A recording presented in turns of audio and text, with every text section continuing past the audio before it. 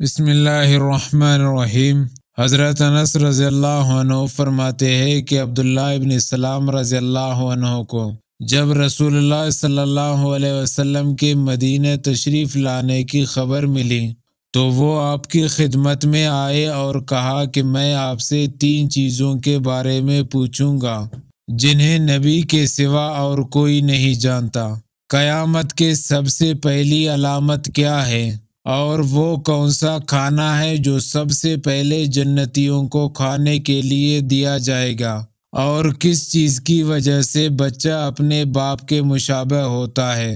آپ صلی اللہ علیہ وسلم نے فرمایا کہ جبریل علیہ السلام نے ابھی مجھے آ کر اس کی خبر دی ہے۔ اس پر عبداللہ نے کہا، ملائکہ میں یہی تو یہودیوں کے دشمن ہیں۔ آپ صلی اللہ علیہ وسلم نے فرمایا، قیامت کی سب سے پہلی علامت ایک آگ کی صورت میں ظاہر ہوگی جو لوگوں کو مشرق سے مغرب کی طرف ہانک لے جائے گی۔ سب سے پہلے کھانا جو اہل جنت کی دعوت کے لیے پیش کیا جائے گا وہ مچھلی کی کلیجی پر جو ٹکڑا ٹکا رہتا ہے اور بچے کی مشابہت کا جہاں تک تعلق ہے، تو جب مرد عورت کے قریب جاتا ہے اس وقت اگر مرد کی منی پھیل کر جاتی ہے تو بچہ اسی کی شکل صورت پر ہوتا ہے، اگر عورت کی منی پھیل کر جاتی ہے تو پھر بچہ عورت کی شکل صورت پر ہوتا ہے۔ یہ سن کر عبداللہ ابن سلام بول اٹھے، میں گواہی دیتا ہوں کہ آپ اللہ کے رسول ہیں۔ پھر عرض کیا، یا رسول اللہ صلی اللہ علیہ وسلم، یہود انتہا کی جھوٹی قوم ہے، اگر آپ کے دریافت کرنے سے پہلے میرے اسلام قبول کرنے کے بارے میں انہیں علم ہو گیا تو آپ صلی اللہ علیہ وسلم کے سامنے مجھ پر ہر طرح کی تہمتیں دھرنی شروع کر دیں گے۔ چنانچہ کچھ یہودی آئے اور عبداللہ گھر کے اندر چھپ کر بیٹھ گئے۔